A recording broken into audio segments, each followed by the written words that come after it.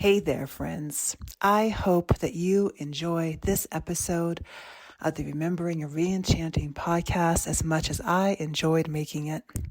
I want to take a moment here at the beginning to extend a special offer, an invitation to you, our dear listeners, to join the Remembering course. Our next start date is going to be in middle of March. This is a powerful, deeply moving, and for many people, transformational experience into the heart of colonization, climate change, family histories, ancestors, and so many other critical intersecting pieces. Just visit our website, Sequoia Samanvaya. All the information is in the link below. The podcast you are about to listen to is a mythcasting podcast. I am taking an ancient story and retelling it for our time. Here, I reimagine the story of a goddess who herself is older than the Greek pantheon, but comes in to play a critical role in the classic story of Demeter and her daughter Persephone. Unfortunately, this particular goddess has become often dismembered by recent histories and recent retellings of the story. I'm speaking of course, the goddess Baubo, whose animal companion is a boar. Sometimes Baubo is called a vagina goddess. Sometimes she is thought of as transgendered.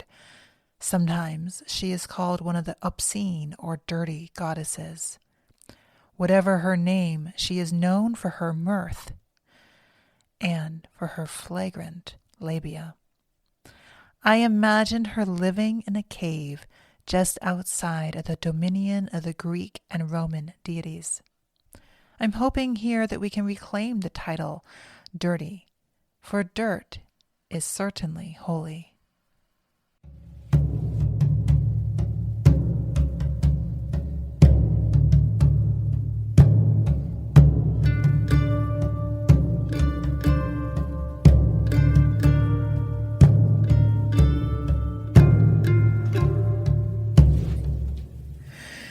On that fateful day, so long ago it was almost yesterday, the goddess Baubo was preparing for her daily bath in the hot spring in the inner reaches of her cave when she noticed a trembling and unusual vibration in the waters of her spring.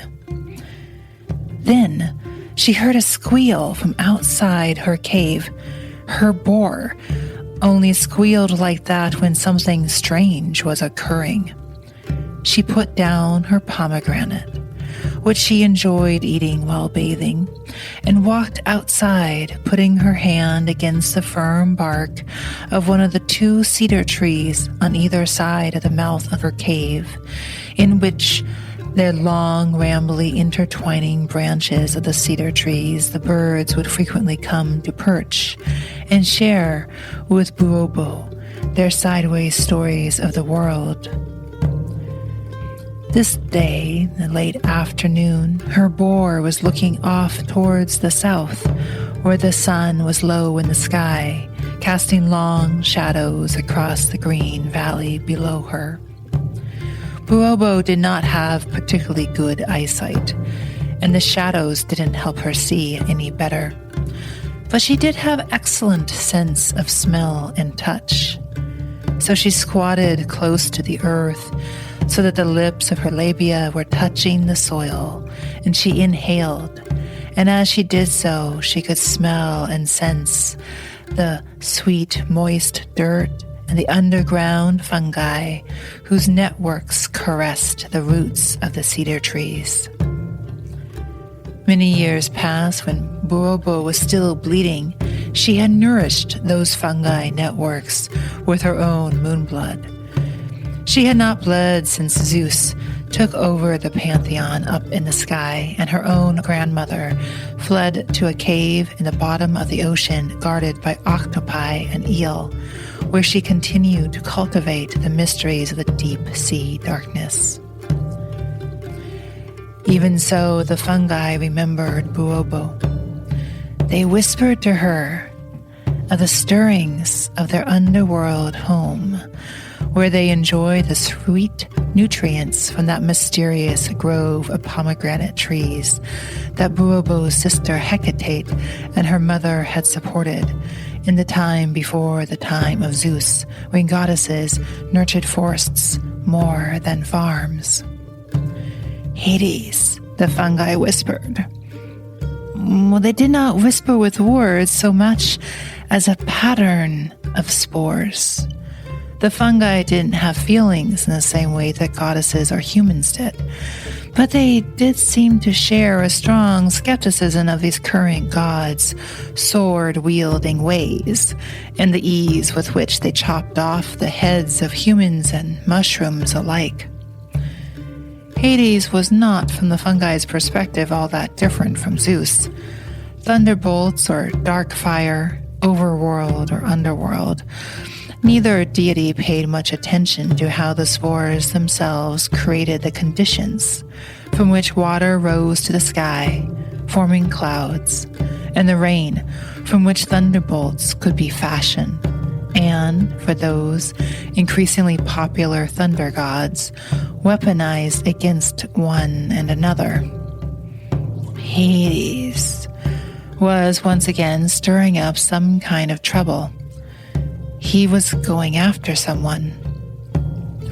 Baubo did not need eyes to see and to feel the tremor in the earth, echoing the earlier vibration in her hot spring water. She felt the tremor even as the fungi were covering her hands and feet and labia with their tales of impending harm. She could almost feel the earth open up. And then, just a few moments later, a young woman's scream pierced the air. Startled and pained and loud, the cry echoed through the earth and touched Baubo, and she recognized the cry. She knew that Hades would not treat his young victim as she herself would want to be treated. Hades, Baubo figured, would probably call her his bride and insist that theft meant ownership. Baubo stayed squatting for a while, quiet, listening to the disgruntled murmurings of the spore gods, whose careful network had been ruptured and upheaved by the current god of the underworld, and his horses, which were the shape and color of ghost, as they came out of the earth and sucked the young maiden into the gaping hole. And then she heard another cry, that of a woman wailing. Boar reacted even more strongly to this noise and began squealing loudly, disturbed as he was by the cry. He shook his thick head and buried his tusks into the soft earth, which was already beginning to grow cold. "Ah," Baubo muttered to Boar. There was only one being who could make the earth and all of her creatures so shudder and grow cold. Demeter. Beautiful, strong, voluptuous Demeter, who sang songs so sweetly to the wheat and the barley that they grew thick and plump with seeds. Baubo had always liked Demeter, and anyone could see that Demeter adored Persephone, her heart child, her daughter. It must be that Hades snatched Persephone. The fungi rippled again beneath her. Demeter searches. Less of an image or a set of words than a sense of motion. Stones being unturned, disturbing lichen, moss on trees leaned upon by Demeter's hands and vibrating from her wails. Dewdrops trampled upon as the goddess ran through the thick undergrowth of the forest. The heaviness upon the ground as the wheat crops began to fall. Baubo shivered. A cold wind was now blowing through the valley. Whoosh! comes this way," the fungi murmured. It seemed she was still far away, but she would come. She would come to the waters here, and she would need something. In the meantime, Baubo thought as she shivered again, bare feet, turning her towards her home, it was time for Baubo to take her bath. And so she returned to her warm cave, walking beside the ever-flowing stream, to the stream's source, that gurgling hot spring surrounded by the softest of mosses, into which she lowered herself, her great big belly and sometimes that great big curve of her thighs gently protruding out of the bubbling water, and she ate some pomegranate seeds. She wondered if Persephone would find the beautiful sacred grove that lie deep within the underworld.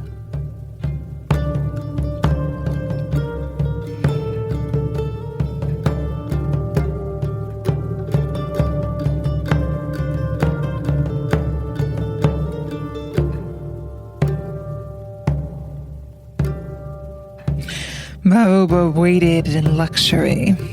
There was no reason to do otherwise. Demeter, as a Mother Earth goddess, would no doubt make it to her. And so, as the wind howled outside her cave, she dozed a bit, relishing in the steamy haven of her own home.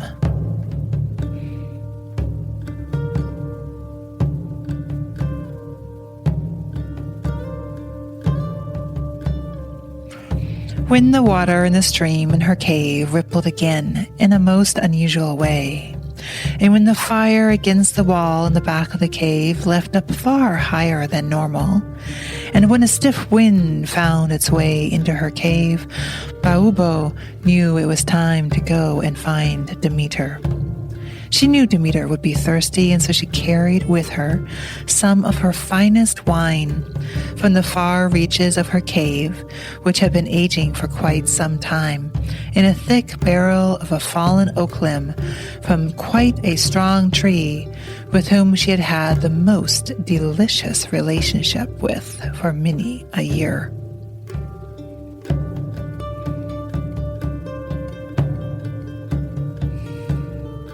Now, there are those who would say that Baubo had become a servant of one of the great houses in the area, and that Demeter had met her at that great house. I assure you that was not true, for she could never be the servant of any house. And some would say that she met Demeter clothed in a skirt when Demeter went into the house to take refuge. But as I understand it, Baubo always preferred nudity. That is her way.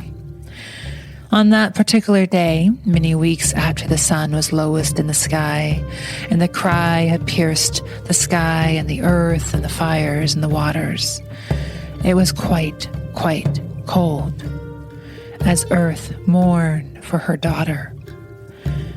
And so Baubo had wrapped herself in the softest of buckskins before venturing out of her cave, and whence she climbed on to her boar, and her boar galloped off into the woods.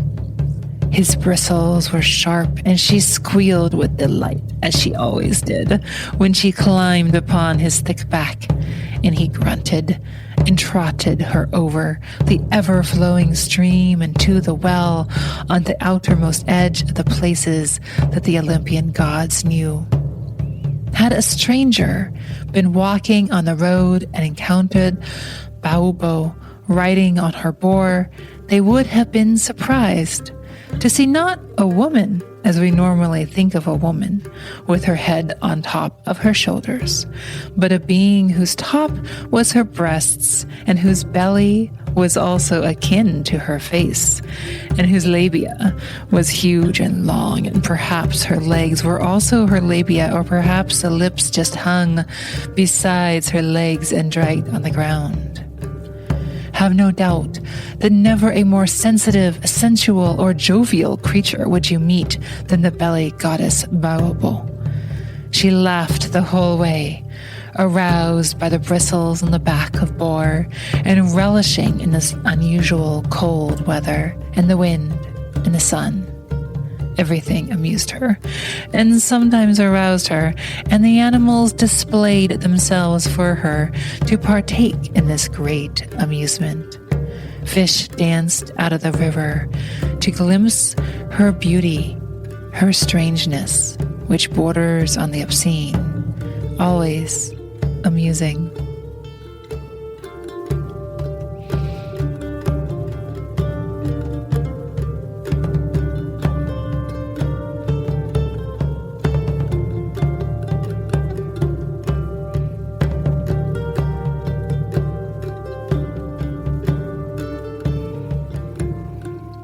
Baubo found Demeter leaning by the well. Oh, Demeter. Her long hair was limp and snarled when filled with thorns and bits of leaves. Her eyes dark, her skin thin, burned by wind and cold. Her face drawn inward like a shriveled apple. She had barely eaten anything for all of these long weeks. She hardly even recognized that Baubo was there. My dear, murmured Baubo, coming up to the taller woman and offering her a glass of wine and some walnuts. Demeter was in no mood for food or drink, for she could only see grief and despair, and the pain of anxiety made her nauseous. All she wanted, all she could think, was to see her daughter again. She turned away from Baubo. Baubo felt put out. She would have none of this. And so she took off her cloak, even though it was cold, and looked straight at Demeter and told her a very naughty joke. Demeter looked at the walking labia of being far older than was she, and she cracked a smile. And then she began to chuckle. Now I, for all that I know much as the narrator of this story, do not know what exactly the joke was that the two deities shared. Some say it was what revealed beneath the clothing. Some say it was the kind of joke that women tell one another about men, and especially about men's genitalia. Some say it was a queer, gender-fluid revelation of a kind that surprised and delighted Demeter, inviting her to play. Some say it was the sheer amusement that is the ridiculousness of our bodies, of our spirit's journey into all this flesh and hair and awkwardness. But from what I've heard, and what started as a chuckle quickly became a cackle, Demeter could not help herself, for all that she was sick and tired. In that moment, she had to cackle, and that cackle made Baubo laugh. And just the sight of Baubo laughing made Demeter laugh even harder, her own belly heaving, until she was sitting on the dirt. She was laughing so hard, really, by this time, Demeter herself could barely remember why she'd even started laughing in the first place. Eventually, she calmed down and became aware that she needed to drink something. And so she took the wine that Baubo offered, calling Baubo Ob, meaning priestess. Later, scholars would refer to Baubo, the belly goddess, as the goddess of the obscene. And so Demeter gained the willingness to care for herself again, and the two deities drank some wine and ate some nuts, and sat in the dirt besides the well that was fed by the stream that went all the way back to Baubo's cave.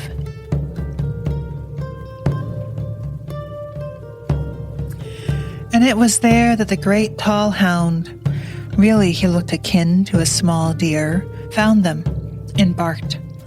And his companion, Hecate, sister of Baubo, came to them and told Demeter that she would help to guide the earth goddess into the underworld, where Hades had taken Persephone. Some say that Baubo came with them, and that the sun god also traveled with them to light the way. I don't know for sure who went into the underworld, but it is clear that Demeter found Persephone, and that the Earth Mother seeks out all of her children no matter if they have lost their way or been stolen by those who would rather use violence than to learn the act of tender care and wooing. In the stories, and certainly the cult of Demeter, which formed in later years, and in whose temples many, many statues of Baubo have been found, continued to celebrate Baubo's obscenity and the lewd, raucous laughter and the sheer pleasure that did truly transform, enabling new life, spring, to be born yet again.